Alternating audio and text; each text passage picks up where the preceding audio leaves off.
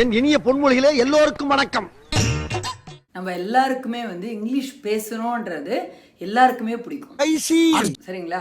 அது வயசானவங்களோ இல்ல சின்ன பசங்களோ வேலைக்கு போறவங்களோ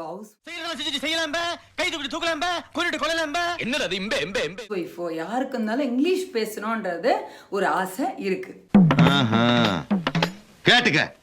இப்ப என்ன பண்ணணும் நீங்கன்னா சொல்லுங்க சொல்லுங்க சொல்லுங்க சொல்லுங்க 3 ஸ்டெப்ஸ் இருக்கு. ஃபர்ஸ்ட் லிசனிங், அப்புறம் ரீடிங், அப்புறம் ஸ்பீக்கிங். சரிங்களா? லிசனிங்னா இப்போ ஏதோ ஒரு வீடியோ இல்லை ஆடியோ இல்லை நியூஸ் இங்கிலீஷ்லேயே எல்லாத்தையும் கேட்கணும். இப்போ என்னுடைய சேனலில் நீங்கள் பார்த்தீங்கன்னா நிறைய ஷார்ட் ஸ்டோரிஸ் போட்டிருப்பேன். அது இல்லாமல் கேம் போட்டிருப்பேன் இங்கிலீஷில். அது இல்லாமல் இங்கிலீஷில் எப்படி பேசணுன்றது உங்களுக்கு ப்ரிப்போசிஷன் போட்டிருப்பேன். நிறைய கிராமர்லாம் இருக்குது. அதெல்லாம் நீங்கள் கேட்டுகிட்டே இருந்தீங்கன்னா லிசனிங் ஸ்கில் நல்லா வளரும். நீங்கள் ஈஸியாக இங்கிலீஷ் பேசலாம். கேட்டுக்க. அது அப்படியே கேளுங்க. ஃபஸ்ட்டு லிசனிங், அது 20% இருக்குது அதில் லிசனிங்க்கு. அது நெக்ஸ்ட்டு பார்த்தீங்கன்னா ரீடிங். ரீடிங்னா newspaper, English newspaper எடுத்து படிங்க. இல்லையா இங்கிலீஷ் சீரியல்ஸ் இருக்குது, இங்கிலீஷ் சினிமா மூவிலாம் வரும்ல, அப்போ கீழே சப்டைட்டில் போடுவாங்களே, அதை அப்படியே படிச்சுட்டே வாங்க. அந்த சப்டைட்டில் படிச்சுட்டே வாங்க. அதை படிக்க படிக்க என்ன ஆகும்னா உங்களுக்கு நல்ல இங்கிலீஷு இம்ப்ரூவ் ஆகும். அது உங்களுக்கு 20%, இது 30%, 50% உங்களுக்கு கிடச்சிருச்சு. சரிங்களா? நெக்ஸ்ட்டு பார்த்தீங்கன்னா நீங்கள் ஸ்பீக்கிங், முக்கியமாக பேசுகிறது தான். எவ்வளோ கூட நீங்கள் ப்ராக்டிஸ் பண்ணுறீங்களோ, பார்த்ததை கேட்டதை எல்லாத்தையும் நீங்கள் எவ்வளோ கூட ப்ராக்டிஸ் பண்ணுறீங்களோ அப்போ தான் உங்களுக்கு அந்த ஸ்பீக்கிங் ஸ்கில் ஈஸியாக வரும். சரிங்களா? ஒரு ப்ராவர்ப் ஒன்று சொல்கிறேன். Rome was not built in a day. இப்போ நீங்கள் குறுகிய காலத்தில் பெரிய சாதனை பண்ணோம் அப்படின்னு நினைக்கக்கூடாது. எப்பயுமே நம்ம புரியுதா? என்ன பண்ணோம், கொஞ்சம் கொஞ்சமாக வீடியோலாம் பார்த்து அந்த வேர்ட்ஸ் எல்லாம் கற்றுக்கிட்டு சென்டென்ஸை ஃப்ரேம் பண்ணி அப்படி பண்ணிங்கன்னா பெரிய சாதனை நீங்கள் பண்ணலாம். சரிங்களா? அதனால் எடுத்த உடனே நீங்கள் மூட் அவுட் ஆகக்கூடாது. எப்பயுமே நம்மளுக்கு வரலையே, நம்ம 1 வருஷமாக இங்கிலீஷ் கற்றுக்கிறோமே ஆனால் இங்கிலீஷ் வரலையே அப்படின்னு நினைக்காதீங்க. சரிங்களா?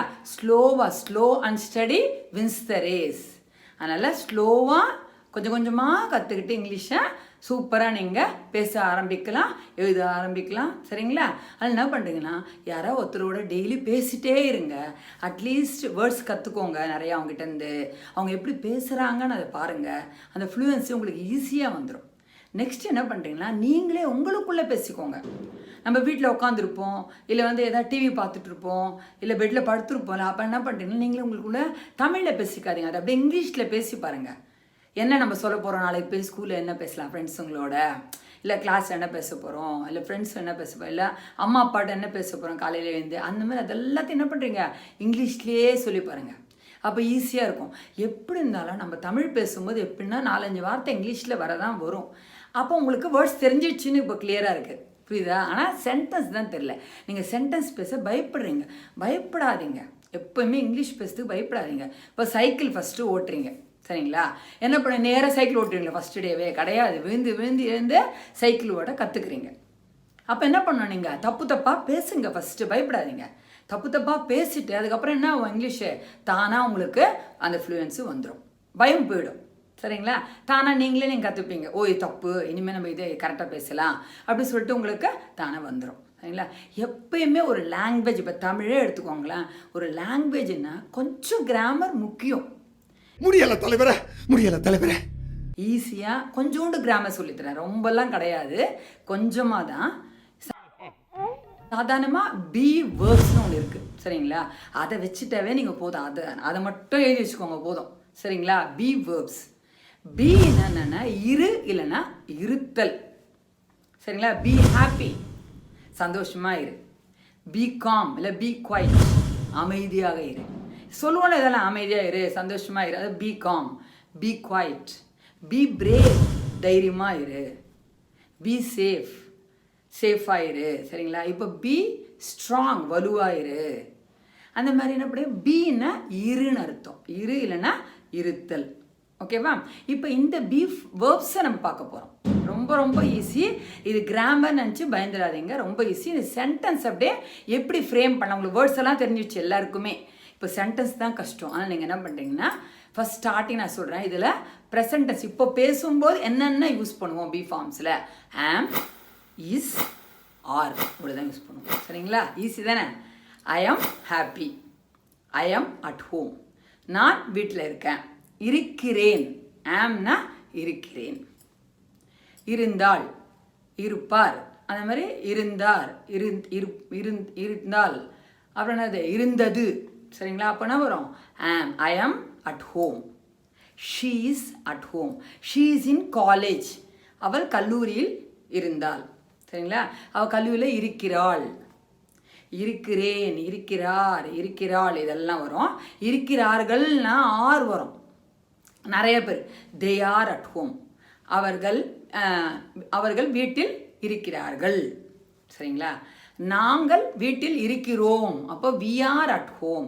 அந்த தேவி நான் அன்றைக்கே சொன்னேன், தேவி வந்தாவே ஆர் போடுங்க, ஐ வந்தால் ஆம் போடுங்க, ஈஷி இட்டு வந்தால் இஸ், அவ்வளோதான். இது மேலே ஒன்றும் கிராமரே கிடையாது. இப்போ நம்ம முடிஞ்ச சென்டென்ஸ், நேற்று நடந்த சென்டென்ஸை எப்படி சொல்லுவோம்? அதுக்கு வந்து 2 தான், வாஸ் வேர், அவ்வளோதான். பி ஃபார்மில் வாஸ் வேர். இதுக்காக 3 இருக்குது, ஐக்கு ஆம், ஈஷி இட்டுக்கு இஸ்ஸு, அந்த மாதிரி. ஆனால் இதுக்கு வந்து பாஸ்டன்ஸ்க்கு முன்னாடி நடந்தது சொல்கிறதுக்கு வந்து ஐக்கும் ஈஷி இட்டுக்கும் வாஸ் தான் சொல்லணும். யூவிஆர் தேக்கு வந்து ஆர் சொல்லுவோம், வேர் சொல்லுவோம். சரி, அங்கே ஆர் சொல்லுவோம், இங்கே வேர். முடிஞ்சது, நேற்று நடந்ததை இப்போ சொல்ல போகிறோம். சொல்கிறதுக்கு நம்ம சொல்கிறது பாஸ்டன்ஸ்க்கு. சரிங்களா? இப்போ வந்து ஐ வாஸ் அட் ஹோம், நான் வீட்டில் இருந்தேன். சரிங்களா? She was at home, he was at home, he was in the college, அவன் வீட்டில் இருந்தார், அவங்க வீட்டில் இருக்காங்க. அதாவது பாஸ்டன்ஸ் இதெல்லாம். இருந்தேன். சரிங்களா? நெக்ஸ்ட் பார்த்தீங்கன்னா இருந்தார்கள், தே ஆர் அட் ஹோம், அவர்கள் வீட்டில் இருந்தார்கள், தே வேர் அட் ஹோம், பாஸ்டன்ஸ். நெக்ஸ்ட்டு பாருங்கள், அதே தான் ஃப்யூச்சர் டென்ஸில் பார்க்க போகிறோம்.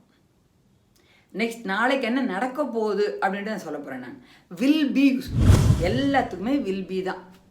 ஐ will B, she will be, he will B, they will B, you will be, அதுமாதிரி வில் பி தான் யூஸ் பண்ணுவோம். சரி, இப்போ வில் பின்னா என்னென்னா இருந்தேன், இருப்பார், இருப்பேன், எல்லாம் ஃப்யூச்சர் டென்ஸ் இதெல்லாம். சரிங்களா? முதல்ல இருக்கிறேன், அப்புறம் இருந்தேன்னு சொன்னேன், அப்புறம் இருப்பேன்னு சொல்கிறேன். I will be there in 5 minutes, நான் இன்னொரு 5 நிமிஷத்தில் அங்கே இருப்பேன். Future tense. சரிங்களா? ஃபஸ்ட் என்ன சொன்னேன்? இருக்கிறேன், ப்ரெசன்ட் டென்ஸில். அப்புறம் என்ன சொன்னேன்? இருந்தேன், பாஸ்ட் டென்ஸுக்கு சொன்னேன். இப்போ இருப்பேன். அப்போ he will be there at 5 o'clock, அப்போ அவரை இன்னொரு 5 நிமிஷத்தில் அங்கே இருப்பார். சரிங்களா? எவ்வளோ ஈஸி பாருங்கள் இதெல்லாம். அப்போ they will be there in 5 minutes, அவங்க எல்லாரும் இன்னும் 5 நிமிஷத்தில் அங்கே இருப்பாங்க. சரிங்களா? இவ்வளோ தான் ஃப்யூச்சர் டென்ஸ். எவ்வளோ ஈஸி பாருங்கள். அதே போல் கொஷின் ஃபார்மில் பார்த்தா கூட ஹூ ஆர் யூ, ஆர் வருதாங்க. எல்லாத்துக்கும் பாருங்கள் இஸ்ஸு, ஆறு, வாஸ், வேறு எல்லாமே இருக்கும் பாருங்கள். கொஷின் ஃபார்ம் பண்ணும்போது கூட பாருங்கள் who are you, who is he, who is she, அந்த மாதிரி what is this, what is your name, issue. அந்த மாதிரி அந்த பி ஃபார்ம்ஸ் மட்டும் பார்த்து ஞாபகம் வச்சிங்கன்னா ஈஸியாக நீங்கள் இங்கிலீஷை பேசலாம். கிராமர் கஷ்டமே கிடையாது. இந்த பி ஃபார்ம்ஸ் மட்டும், பி வேர்ப்ஸ் மட்டும் ஞாபகம் வச்சுக்கோங்க. சரிங்களா? இதை வச்சு சென்டென்ஸ் எப்படி ஃப்ரேம் பண்ணோன்றதை நீங்கள் பார்த்துக்கோங்க. I hope the video was useful. Thank you.